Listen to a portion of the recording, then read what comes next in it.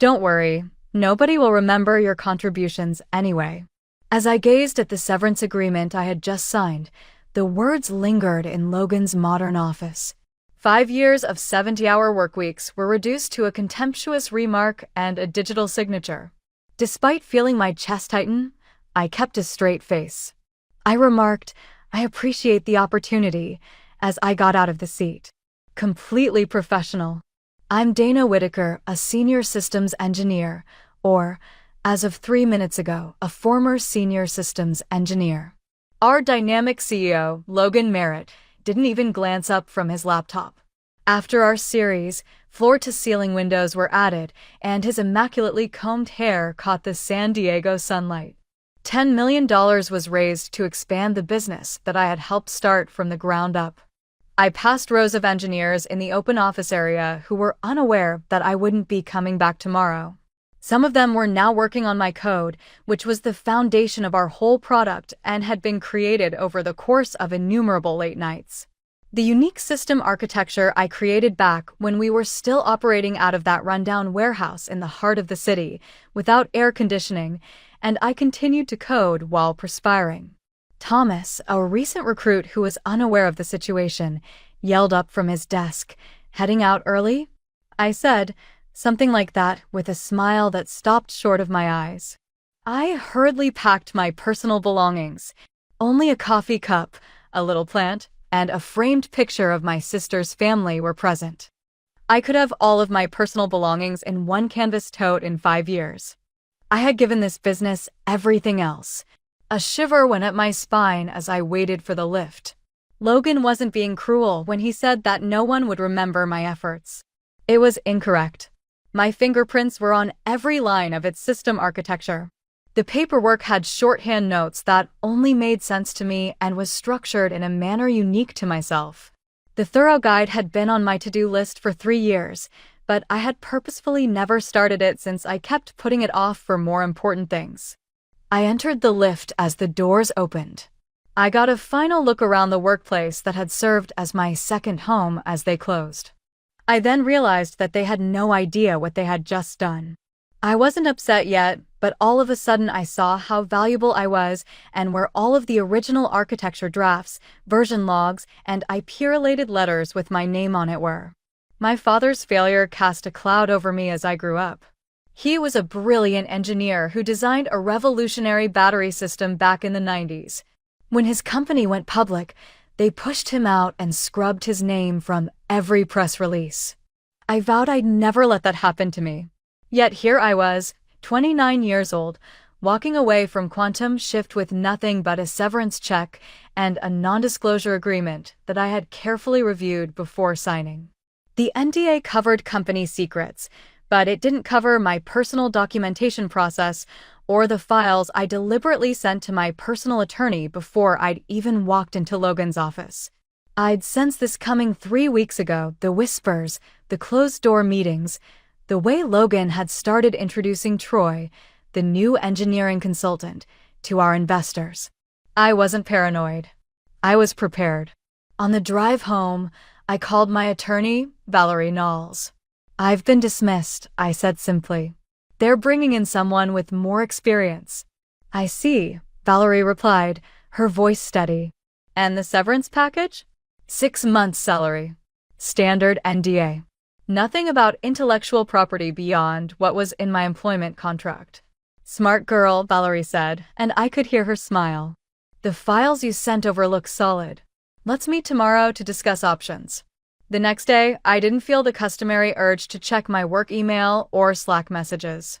Instead, I slept until 9 a.m. for the first time in years, made myself a proper breakfast, and drove to Valerie's office with a strange sense of lightness.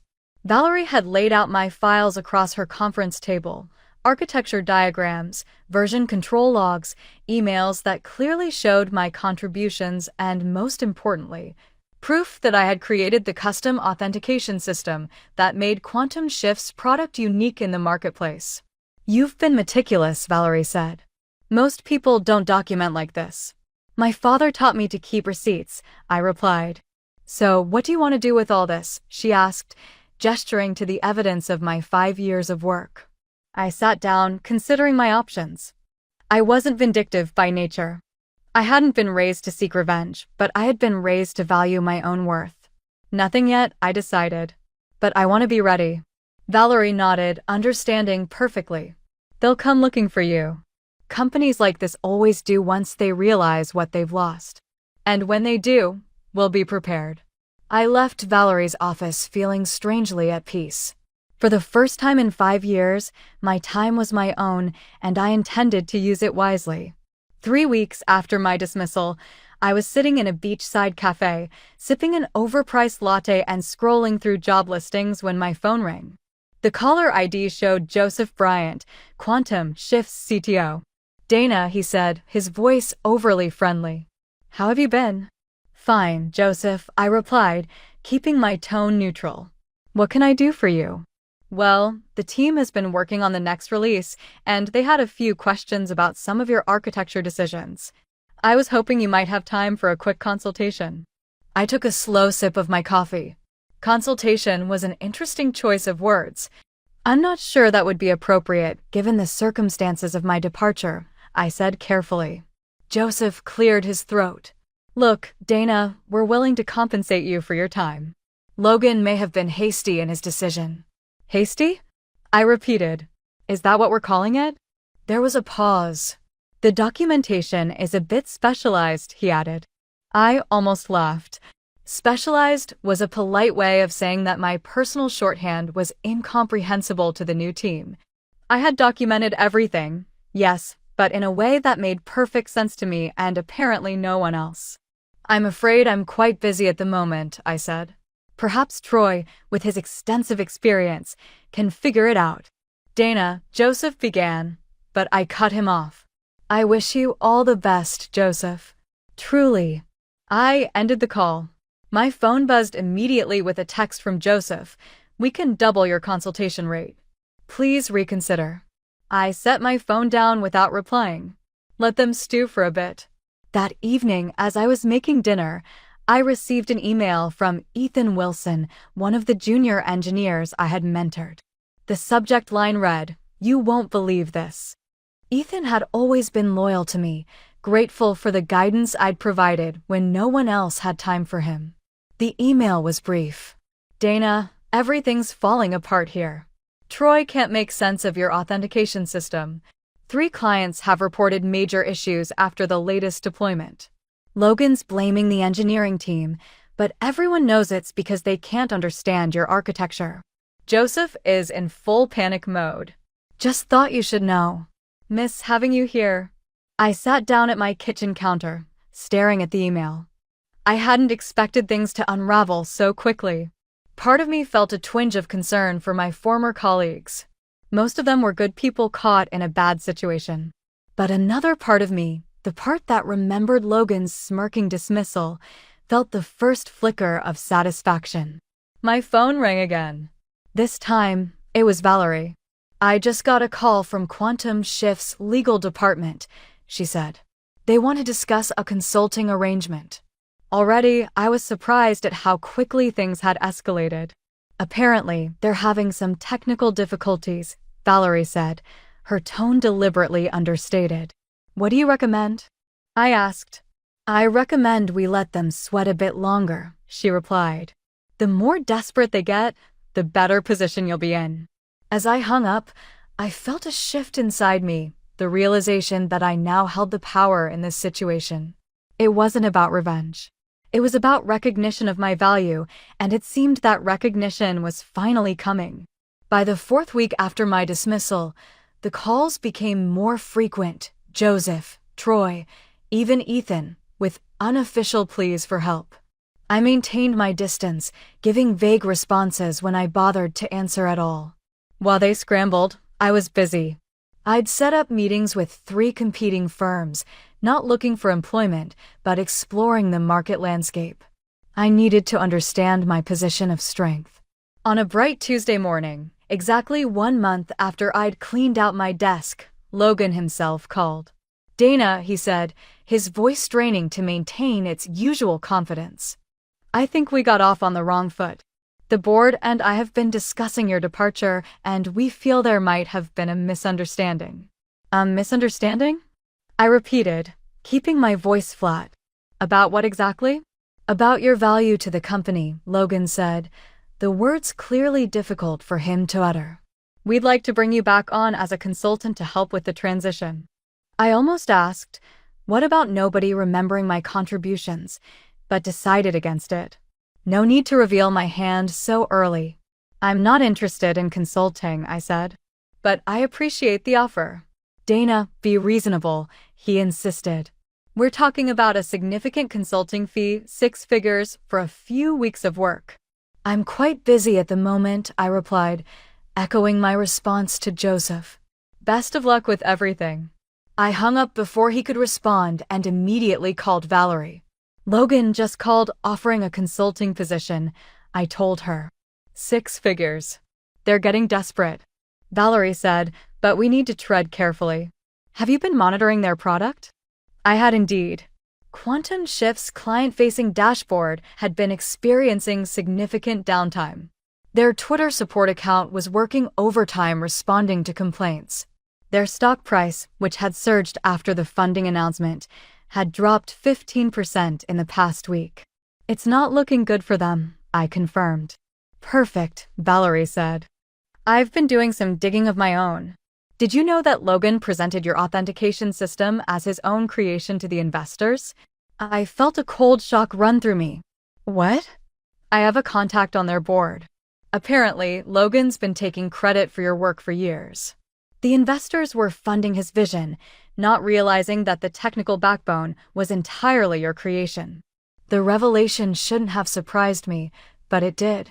It was one thing to dismiss me. It was another to steal credit for my work. This crossed a line I hadn't anticipated. What's our next move? I asked, my voice hardening. We wait 1 more week, Valerie advised. Let the situation deteriorate further. Then we send a formal notification of retained intellectual property rights. Can we do that? I signed their employment contract. The contract covers work done within the scope of your employment. But your custom authentication system, the one that makes their product unique, you developed the initial prototype on your own time before you joined Quantum Shift. You have the dated GitHub repository to prove it. You brought it with you, refined it for their purposes, but the core IP could be argued to remain yours. I remembered those early days clearly, coding in my apartment on weekends, developing the authentication system as a personal project before Logan ever approached me about joining Quantum Shift. I had mentioned this to Logan when I was hired, but he had dismissed it as unimportant. Now it seemed that dismissal might cost him dearly. So we have leverage? I said slowly, understanding dawning. More than leverage, Valerie replied. We have a legal claim that could freeze their entire operation if we push it. I leaned back in my chair, processing this information. I had walked away from Quantum Shift feeling powerless. Now the tables had turned so completely that I almost felt sorry for them. Almost. 5 weeks after my departure, the situation at Quantum Shift reached a breaking point. Their stock had fallen another 20%, and rumors of client departures were circulating in industry forums. My phone had stopped ringing, a silence more ominous than the desperate calls had been. I was at home watching a documentary when my doorbell rang. When I opened the door, I was shocked to find Olivia Harris, the lead investor from Threshold Ventures, standing on my porch. Ms. Whitaker, she said, her expression serious. I apologize for the unexpected visit, but this couldn't wait. May I come in? I hesitated, then stepped aside to let her enter. Olivia had always been cordial during investor presentations, but we'd never spoken one-on-one. I'll be direct, she said, settling onto my couch. Quantum Shift is in trouble, and I believe you know why. I've heard there are some technical challenges, I replied carefully. Olivia fixed me with a penetrating stare. The authentication system is failing and nobody can fix it. Logan assured us they had redundancies in place for key personnel departures, but that was clearly untrue. I remained silent, waiting for her to continue. What's more concerning, she went on, is that we've discovered discrepancies in what we were told about the company's technical leadership. Logan presented himself as the architectural visionary, with you as merely an implement of his ideas. I couldn't help the bitter laugh that escaped me. Is that what he told you? It is. But our technical advisors have reviewed the situation, and it's become apparent that you were the true architect of the system. Logan misrepresented your role to secure funding. I took a deep breath. I'm not surprised, but I am disappointed. As am I, Olivia said. Threshold invested $10 million based partly on false premises. That's why I'm here, Miss Whitaker. The board has called an emergency meeting for tomorrow. Logan doesn't know I'm meeting with you, but I believe your presence at this meeting is essential. This was unexpected. I had anticipated legal negotiations, not a board invitation. What exactly are you proposing? I asked. I'm proposing that you tell the truth. Help us understand what we're dealing with and what options we have. In return, I promise that your contributions will be properly acknowledged and valued. I thought about this for a moment. I appreciate the offer, Ms. Harris, but my attorney has advised me not to engage directly with Quantum Shift without proper legal protections. Olivia nodded, seemingly unsurprised. I understand. What if we include your attorney in the meeting? This isn't about cutting deals in back rooms. It's about transparency. The investors need to know what's really happening. I considered her proposal. Attending the board meeting could be risky, but it also presented an opportunity to directly address the people with the power to make real changes. I'll need to consult with my attorney, I said finally. Of course, Olivia stood to leave. The meeting is at 10 a.m. tomorrow. I hope to see you there. After she left, I immediately called Valerie and explained the situation. This is an interesting development, Valerie said. Earlier than I expected, but potentially advantageous. If you attend, you'll be speaking from a position of strength, not desperation. What about our original plan, the formal notification? We can still proceed with that. In fact, I'd recommend sending it tonight before the meeting. That way, they'll be aware of your legal position when you walk into the room. I agreed, and Valerie promised to send the notification immediately. That night, I barely slept. Tomorrow would be a confrontation I hadn't sought but now welcomed. I wasn't going in seeking revenge, but I was determined to set the record straight. Logan had tried to erase me from the narrative of Quantum Shift's success. Tomorrow, I would write myself back in this time indelibly. The Quantum Shift offices looked exactly the same as when I'd left 6 weeks ago. Yet everything felt different. I walked through the reception area with Valerie beside me, turning heads as I passed. The whispers followed us down the hallway to the main conference room. When we entered, the tension was palpable. Around the long table sat the board members, including Olivia Harris, 3 other investors, and the company's executive team. Logan sat at the head of the table, his usual confident smile nowhere to be seen. Joseph, the CTO, looked like he hadn't slept in days.